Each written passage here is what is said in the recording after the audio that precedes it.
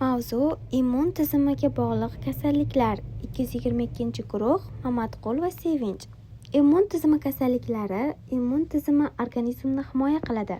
Uning buzilish turlari kasalliklarga olib keladi. Asosiy turlari immun yetishmovchilik, autoimmun, allergik va o'sma kasalliklardir. Immun yetishmovchiligi immun tizimini zaif ishlashiga olib keladi. Organizmni infeksiyalarga tez chalinadigan qilib qo'yadi. Turlari tug'ma, orttirilgan bo'ladi. Misol uchun, OIV infeksiyasi.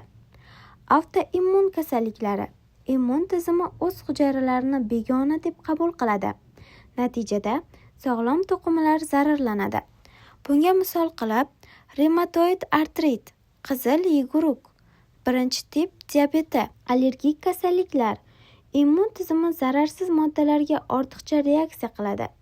Allergenlar, chang, gul changi, oziq-ovqatlar. Misollar: allergiya, bronxial astma kasalliklari paydo bo'ladi. O'sma kasalliklari immun hujayralari nazoratsiz ko'payadi. Qon va limfa tizimiga ta'sir qiladi. Misol uchun, limfoma, leykoz bunga misoldir. Xulosa: immun tizimi muvozanatda ishlashi kerak. Buzilishlar turli kasalliklarga olib keladi. Sog'lom turmush tarzi muhim ahamiyatga ega hisoblanadi.